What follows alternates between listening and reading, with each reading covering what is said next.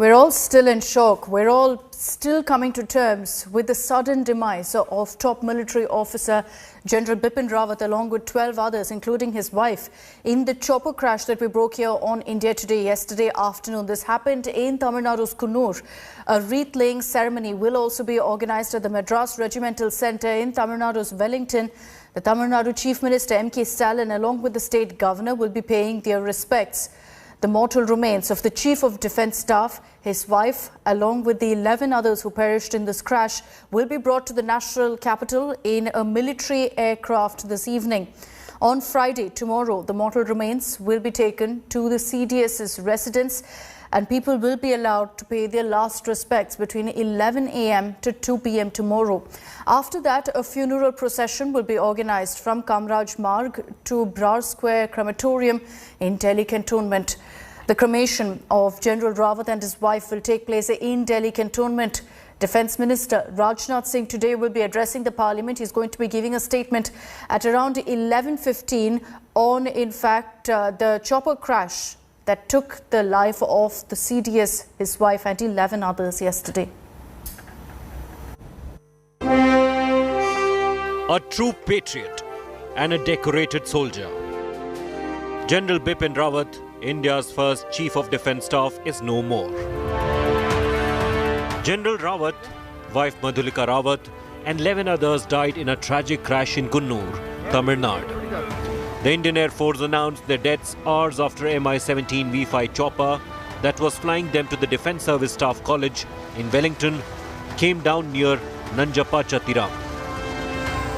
The cause of the crash is still not known. Residents of the nearby villages were the first responders. Plane helicopter அப்படி வந்துச்சு ஒரே sound கருகுமுன்னு sound வந்தோன்னா கீழே ஒரு மரத்தில் அடிபட்டு வரையிலேயே நெருப்புல வந்துச்சு. நெருப்புல வந்தோன்னா இங்கே ஒரு பெரிய மரம் இருக்கு. அந்த மரத்தில் வந்து அடிபட்டோன்னா கீழே அப்படியே தட்டார்னு விழுந்தோன்னா புகை வந்தோன்னா ஒரே தீ. The mortal remains of General Rawat, his wife and others killed in the crash are expected to arrive in Delhi by Thursday evening. General Bipin Rawat is survived by two daughters, Kritika and Tarini. Shaurya Chakra awardee, Group Captain Varun Singh is the only survivor. He is undergoing treatment at a military hospital in Wellington. The death of CDS General Bipin Rawat plunged the nation in shock. Prime Minister Narendra Modi chaired an emergency meeting of the Cabinet Committee of Security. The government will make a statement in Parliament tomorrow. President Ram Nath Kovind, the Supreme Commander of the Armed Forces of India, led the nation in paying tributes to CDS General Bipin Rawat. From Prime Minister Narendra Modi to Defence Minister Rajnath Singh to Home Minister Amit Shah. The country's political and military leadership paid their homage. India's prayers are with the victims of the tragic chopper crash. Bureau Report, India Today. And let's get to a report now of exactly how things panned out yesterday, how the tragic chopper crash which took the lives of 13 people, including the Chief of Defence Staff, actually happened. This ill-fated Mi-17 V5 military chopper crashed in Kunnur at 12:20 p.m. yesterday, and this is how things unfolded. 9 a.m. An Indian Air Force Embraer aircraft carrying at least 9 people took off from Delhi for Sulu. 14 people were on board, that included CDS General Bipin Rawat, his wife Madhulika Rawat, Brigadier L.S. Lidar, Lieutenant Colonel Harjinder Singh, Nayak Gursevak Singh, Nayak Jitendra Kumar, Lance Nayak Vivek Kumar, Lance Nayak B. Sai Teja and Havaldar Satpal. 11:35 a.m. The chopper made a stopover at Sulur Air Force Station in Tamil Nadu. 11:45 a.m. The Mi-17 V5 chopper took off for its next and final destination in Wellington, Coonoor. 12:20 p.m., the Mi-17 chopper crashed into a gorge in the jungle close to a tribal settlement near Katteri, 7 kilometers away from Coonoor and 10 kilometers away from Defence Services Staff College in Wellington. 1:40 p.m., news of Indian Air Force helicopter crash carrying Army Chief General Bipin Rawat broke out. The chopper was found in smithereens along the foggy hills of Coonoor in Nilgiris, Tamil Nadu. 1:45 p.m. 3 people with severe burn injuries were rescued by locals and taken to the hospital at Wellington Cantonment in Nilgiris district for treatment. 1:53 p.m. the Indian Air Force put out a tweet confirming the army chopper carrying CDS Bipin Rawat had crashed. An inquiry was immediately ordered to ascertain the cause of the incident. Plane helicopter அப்படி வந்துச்சு ஒரே sound கருகுமுன்னு sound வந்தோடனே கீழே ஒரு மரத்தில் அடிபட்டு வரையிலேயே நெருப்புல வந்துச்சு. நெருப்புல வந்தோடனே இங்கே ஒரு பெரிய மரம் இருக்குது. அந்த மரத்தில் வந்து அடிபட்டோன்னே கீழே அப்படியே தட்டார்னு விழுந்தோடனே புகை வந்தோடனே ஒரே தீ. 2:11 p.m. It was hard for rescue and relief teams to access the accident spot. With the help of local tribals, the army managed to reach the forest area. Charred bodies were recovered from the crash site. At 2:30 p.m., at least 6 ambulance teams with 12 members each were rushed to the crash site. Out of 14 passengers, at least 13 were confirmed dead. அப்புறம் அங்கேருந்து கிளம்பி விரைவாக வந்துட்டோம். மூமெண்ட்லேயே நாங்கள் இருந்தோம். ஸ்பாட்டில் டப்பு நாங்கள் ஓடி வந்து இடையில வந்துட்டு எங்கள் 5-6 வண்டி வராது, வழி இல்லை. ஒரு காட்டுக்குள்ளே இருக்குது, நடந்து தான் வந்தோம். ஒரு 2 கிலோமீட்டர் நடந்து வந்தோம். வந்து விரைவாக வந்து செயல்பட்டனால 2 பேரை நாங்கள் காப்பாற்றினோம். ஆனால் இப்போ எப்படி இருக்காங்கன்னு தெரில. ஒருத்தர் வந்து 90% தீக்காயும், இன்னொருத்தர் வந்து 45%. At 3:30 p.m. in Delhi, the Defence Minister briefed the Prime Minister on the crash. The situation was being monitored closely. Later, Rajnath Singh and Army Chief General M.M. Naravane visited General Bipin Rawat's residence in Delhi. Defence Minister, as he gets down the car, a strict security cordon is being maintained right here outside the residence to ensure that there is no chaos. As hours passed, hope began to fade.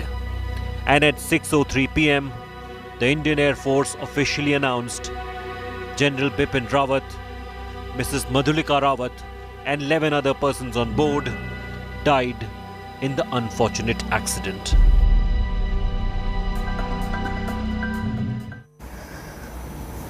General Bipin Rawat was the first Chief of Defence Staff in India, and this tragic chopper crash in Tamil Nadu has left a vacuum in India's topmost military ranks. Hours after General Rawat's demise, the Cabinet Committee on Security chaired a meeting at the Prime Minister's residence on Wednesday. The forces are also analysing who will take over now the CDS post. Before General Rawat's appointment, it was discussed that all serving chiefs, vice chiefs and commanding-in-chief level officers of the 3 services were eligible for the CDS post. General Bipin Rawat was finally appointed on the basis of seniority on 1st January 2020. Now, if you look at the current ranks, Army Chief General M.M. Naravane is the senior most among the tri-services chiefs.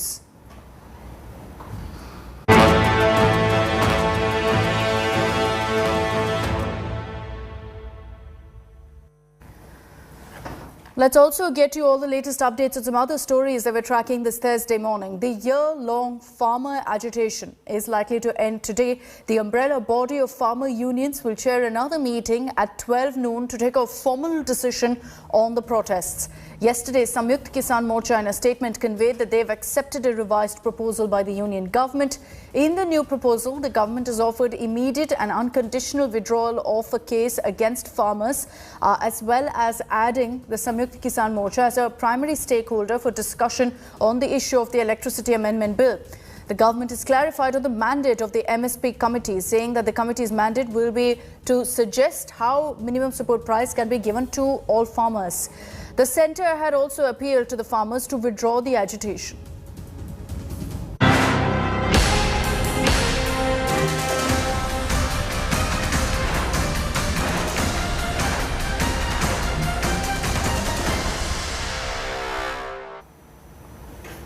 Let's also get you the latest political updates from Uttar Pradesh. Congress's Priyanka Gandhi was in Lucknow to launch her party's 6-point women's manifesto. She slammed Chief Minister Yogi Adityanath over his comment last month about opportunistic opposition leaders and car seva at temples.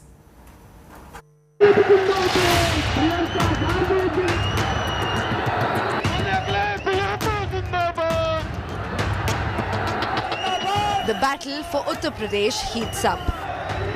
Religion takes centre stage ahead of assembly polls.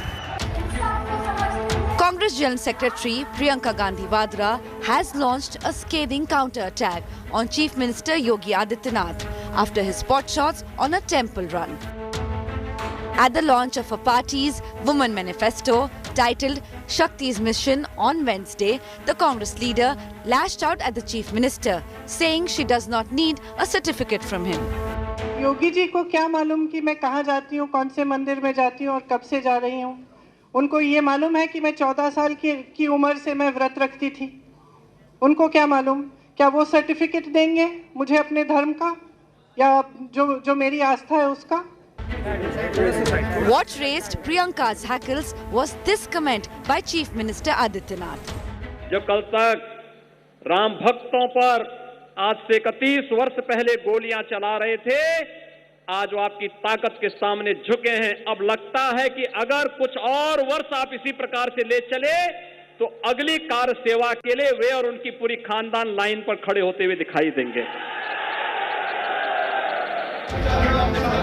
This time, parties across the spectrum are engaging in different shades of Hindutva. Delhi Chief Minister Arvind Kejriwal has also joined the bandwagon.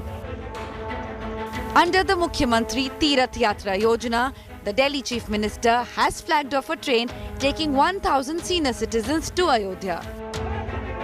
In October, Kejriwal visited the holy city and offered prayers to Ram Lalla. His party also took out Tiranga Yatra in Ayodhya.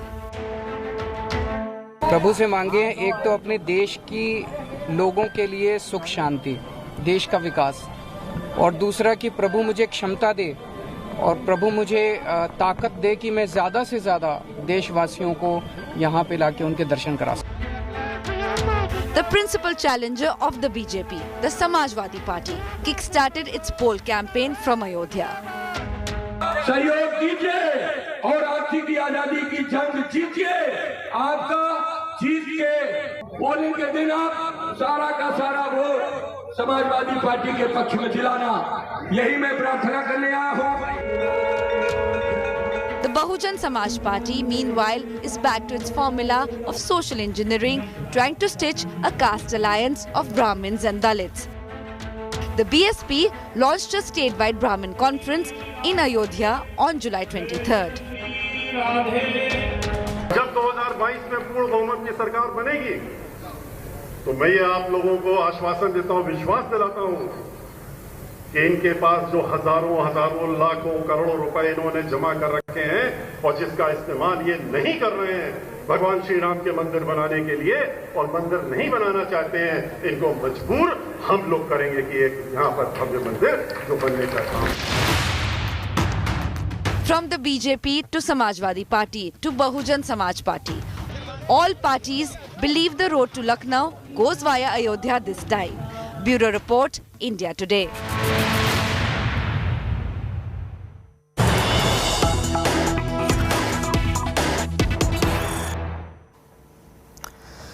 Now, as cases of Omicron rise in South Africa, the country has approved the use of Pfizer's COVID booster vaccine for people aged over 18 years amid mounting concern following a record of almost 20,000 infections overnight, largely ascribed to the new and highly mutating Omicron variant. It said a third dose of the vaccine could be administered to those over 18 years at least 6 months after the second jab or 28 days after the second jab for those over 12 years who are severely immunocompromised.